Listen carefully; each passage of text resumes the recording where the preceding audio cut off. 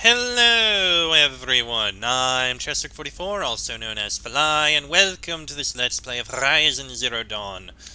Last episode we made our way further through the facility. We're finding answers and questions together, but we still need to know more. We made it to the second floor here. What will we find? I don't know. We'll be able to go in there and find out more information.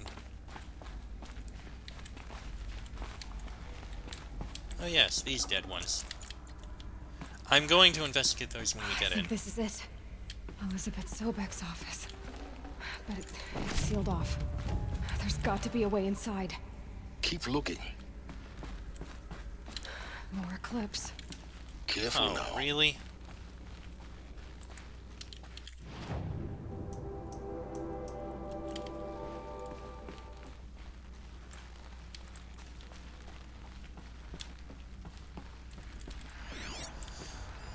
Oh yeah, quite a few in there.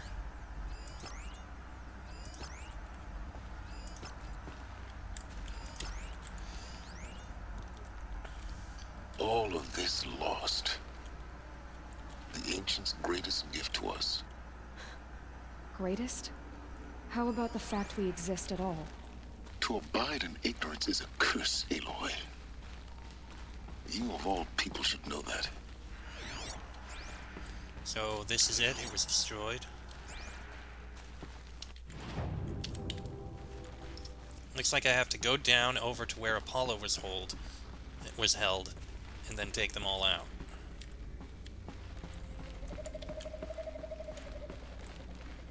Welcome to Apollo, the collective memory of the human species and the wellspring of knowledge for future generations. I am Samina Ebaji. Until recently, I was director of the International Collective Memory Institute in New Tehran. As a heritage professional, I devoted my career to the preservation of human knowledge, creative endeavor, and cultural achievement. Apollo is, therefore, the ultimate embodiment of a lifelong passion, albeit under the very worst circumstances imaginable. The challenges before us are immense. Specifically, we will have to design and implement 4 major initiatives simultaneously. First, the construction of data repositories in cradle facilities around the world, ensuring redundancy. So there are Second, others. the collection and processing of a projected 180 million discrete data entries. 42 zettabytes of data in Mandarin, English, Spanish, and Arabic. That's it? Third, the transferal and encoding of all that data onto DNA encapsulated in synthetic fossils. The only medium capacious and durable enough to safeguard it without degradation for the centuries to come. And last, but not least, the development of the holographic interface and gamified curricula, by which future humans will commune with Apollo, progressively unlocking heuristic learning modules, leveling up their knowledge and skills they will need to take control of the terraforming system. That is the future towards which all of our efforts will be directed. Not just the preservation of the past, but the seed for the flourishing of a new tree of knowledge. Welcome, and let us begin. What's this one say? Encapsulated DNA. And the winner is encapsulated DNA. Over the past 10 days, I performed an exhaustive review of data storage solutions. Magnetic, optical, quantum, even that eternity tech that FAS was shilling a year or so ago. But every other solution has one or more fatal shortcomings. Too heavy to transport, too massive to install in the allotted space, too power intensive over the centuries, too prone to failure over 300 to 400 years, etc. Encapsulated DNA will easily hold the 40 plus zettabytes we're projecting for Apollo. There are still many details to finalize, of course. To start with, we'll need to select the inert material in which we'll embed the molecules, already testing 16 candidate materials, as well as design and fabricate the power systems and sealed reliquaries that will keep the DNA at minus 18 degrees Celsius for over 1,000 years. So long as I assure you that it didn't factor into my decision, may I confess that I deem it entirely fitting, indeed propitious, that we will be using the very building blocks of life to preserve human knowledge from mechanized extinction? It's not just ironic, but heroic. Life is the hero, beating back the forces of oblivion. In any case, much to do. Until next time, peace be with you, Samina.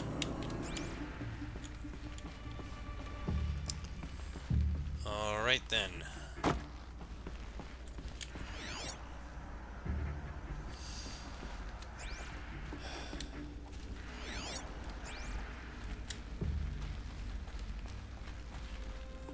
Can't be far. We'll find it. We have to.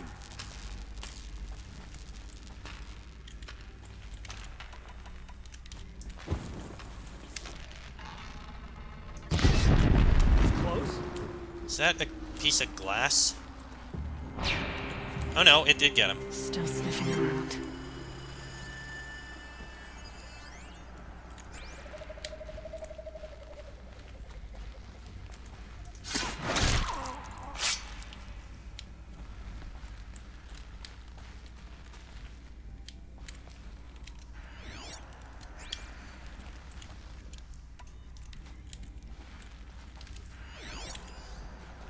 Still need to get the rest.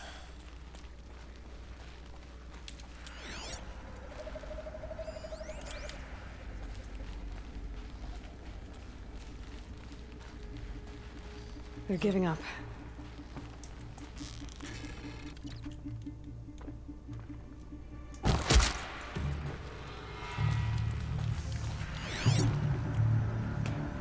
Here goes another.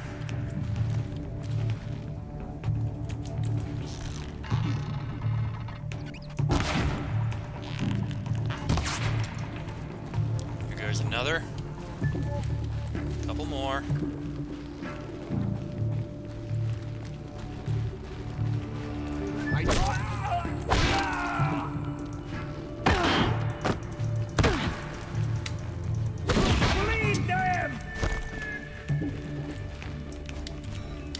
Okay, two more to deal with.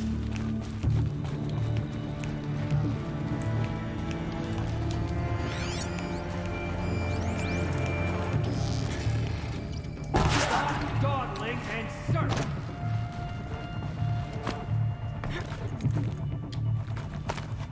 Found him. There we go. On once more. In what should have been a cave of wonders. Yeah, that would have been nice. What's this say? Harry's testimonial. Dr. Sobek, please archive this testimonial in Apollo. Cross-reference to all mentions of my name and Operation Enduring Victory. My name is General Aaron Harris. From 2060 to 2066, I served as the chairman of the Joint Chiefs of Staff. The highest rank... Damn it. Hold on, what was that?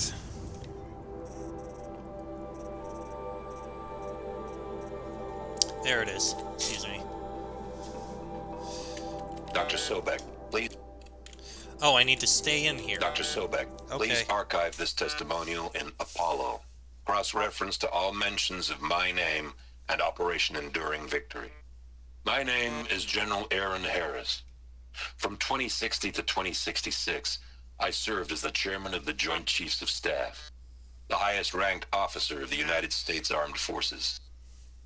The tenure of my command included strategic planning and oversight of Operation Enduring Victory, a falsehood perpetrated on the civilian populations of the United States and other nations during the last 14 months of life on this planet. Before the Pharaoh Plague, I did my job and did it well. I was bold and decisive, crafty in political maneuvers. It wasn't an accident that I rose to my position and became the commander of the largest mechanized force ever assembled. But to what end? My only lasting achievement was the extinction of life on Earth. And my one redeeming act, if any, was to delay that extinction by days or weeks, by throwing more death at it. It is my hope that there will be no need for men like me in the world to come.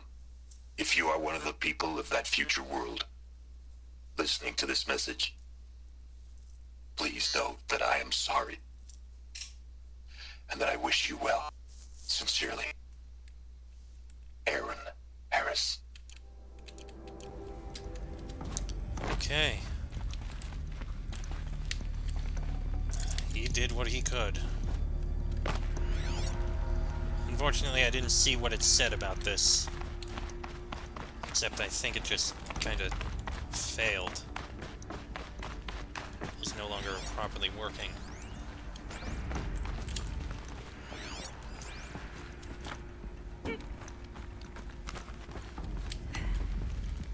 But the Apollo project, unfortunately, all the information is lost.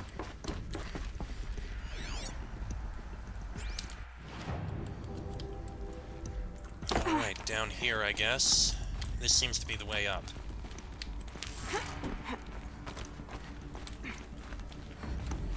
That's probably a way out.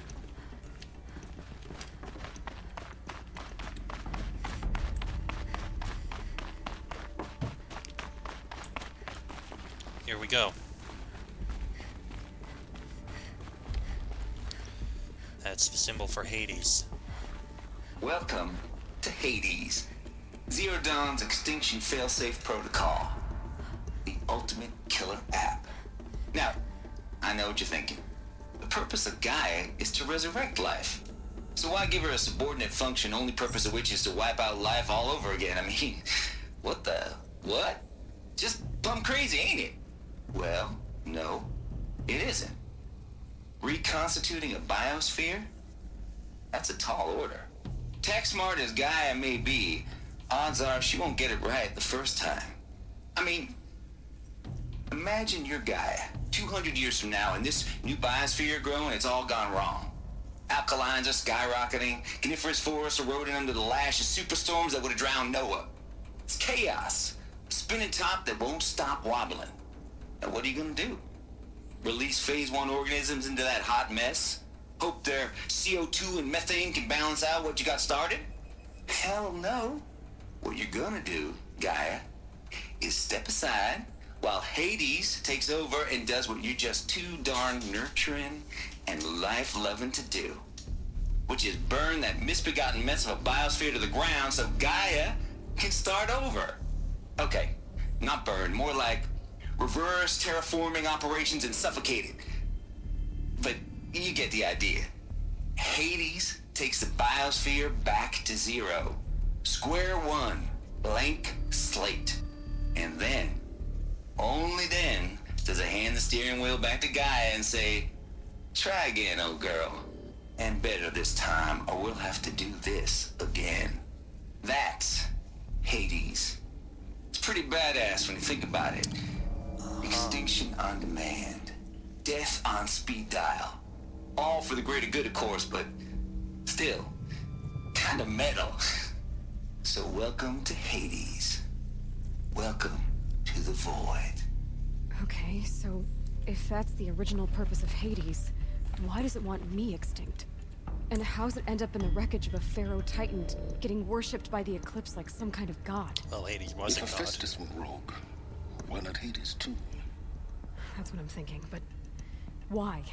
And what caused it? Keep searching, and perhaps we'll find the answer. Indeed. Noise complaints. Color me confused, Lizzie. Bashcore? Anyone who says the old TT codes to Bashcore is straight up lying, and you know it. Old Trav don't have no truck with commercialized razzle-dazzle, nuh-uh. Heck, I'd rather guzzle a liter of Citrum runoff than listen to Grey Swarm for 30 seconds. Hand to God and swear on my mama's grave. And she was religious. No, that ain't Bashcore blasting the Hades lab, shaking the walls, rattling folks' teeth. It's death metal, girl. Classical music. 80s and 90s mostly.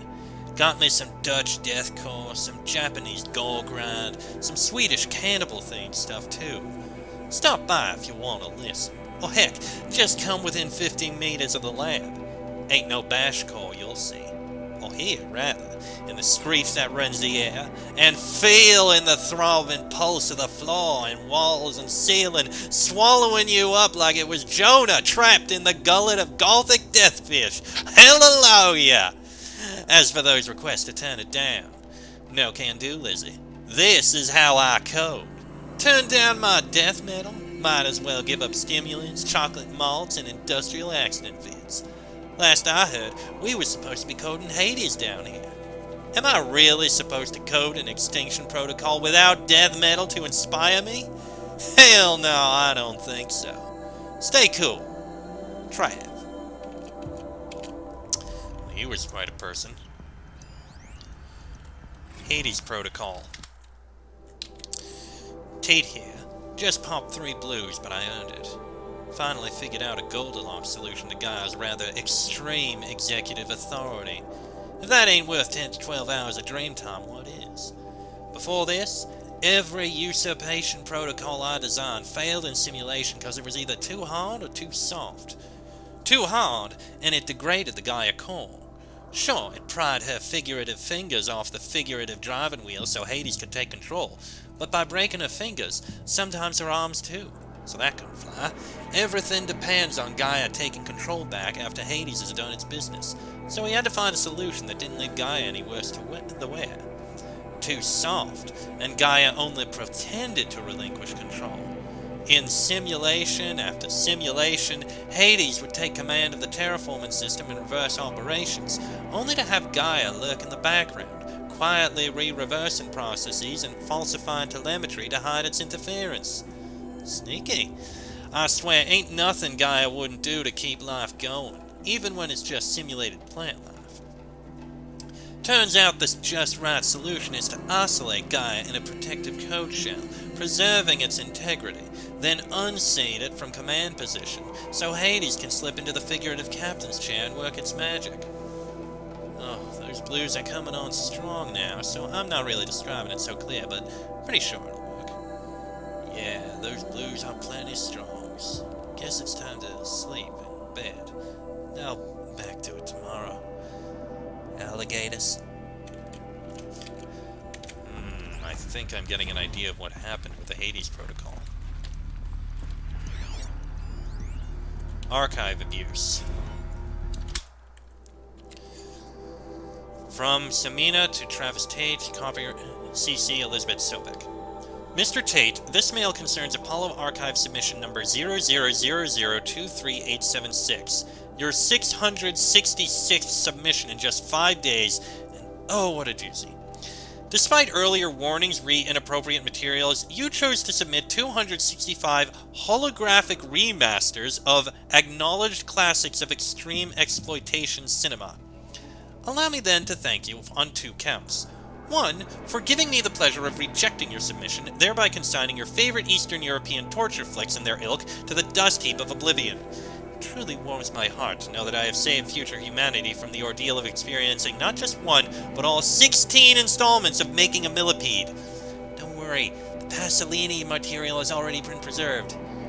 Extreme perhaps, but art. 2, for clarifying a concept that has so long been ambiguous and ethically fraught for archivists such as myself, the definition of obscenity. You have freed me from the subjective quagmire embodied in Judge Potter's famous utterance, "I know it when I see it." Thanks to you, I can now apply a single objective criterion. If Travis Tate submitted it, it's obscene. Accordingly, I have directed Apollo staff to summarily reject all of your future submissions, sight unseen. Perhaps you might invest the time you would have spent preparing further submissions on, I don't know, your assigned work? We have a world to save after all. Or the rest of us do anyway. Dr. Samina Abaji. Looks like we have our way in. Looks like the only way onwards. Yes, we must be getting close.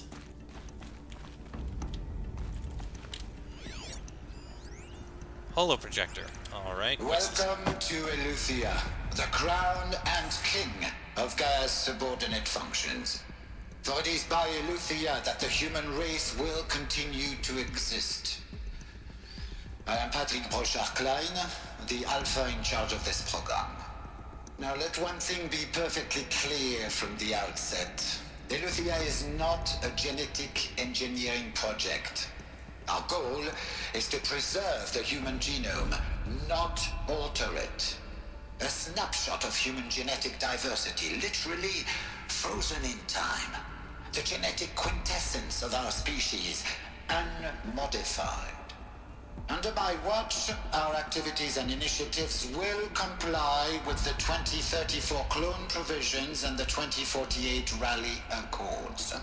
Now that may seem a quaint, even trivial concern to you in light of present circumstances, but as one of the authors of the Accords, it is far from trivial to me.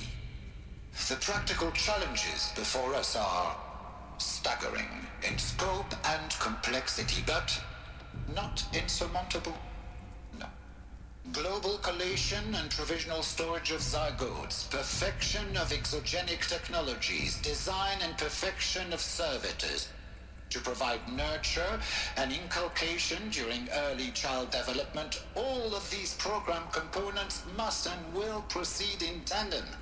To say nothing of the breakneck construction of cradle facilities at sites around the world. So, si vous êtes prêts, let us begin.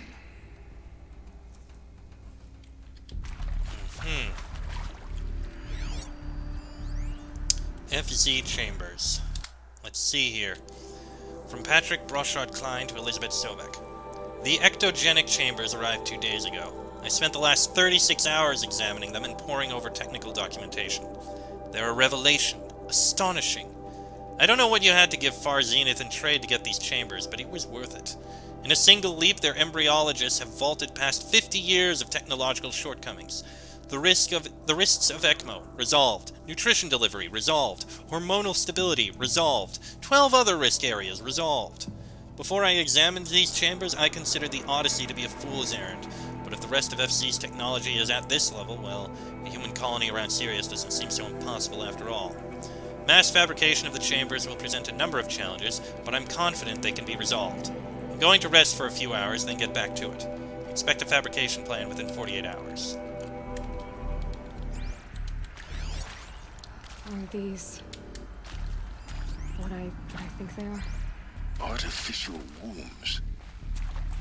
Machines to spawn a new generation of human beings. Okay. Cradle Servitor Personae. Development of the artificial personae for Cradle Servitors, Nurturer, Disciplinarian, Healer, continues at a good pace. We are targeting Turing 0.4 for these constructs. This should allow low-grade empathy and limited improvisation without undermining adherence to the codified behavior sets. The stimulus-driven switching of personae, however, is proven to be a greater software challenge than anticipated, especially concerning our entrenched feedback loops between the disciplinarian and healer personae. I have also detached the reports from an incident where a servitor running the mother personae intervened on a disciplinarian servitor's behavior. A parental argument, if you will. Amusing at first glance, perhaps, but deeply concerning. I have attached a comprehensive plan for correcting these initiative protocols' shortcomings and just data corrupted. And it seems we got one more here. Cradle sealed.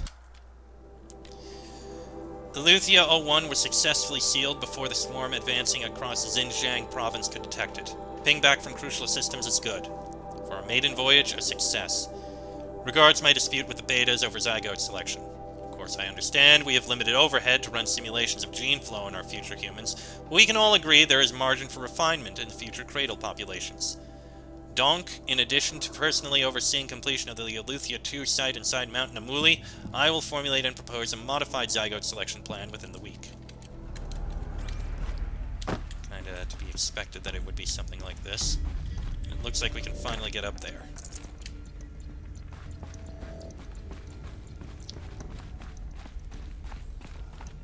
And here we can get in. Facilities.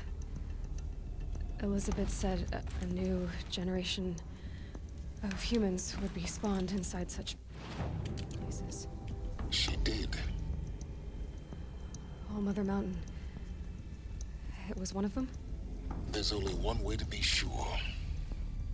The hatch wouldn't open. Something about a corrupted Alpha registry.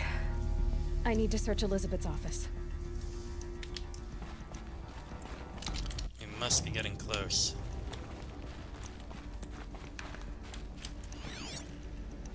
Oh, here's something. Okay, just treasure.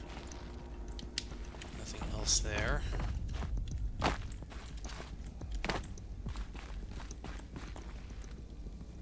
Oh boy. Oh, that was right there.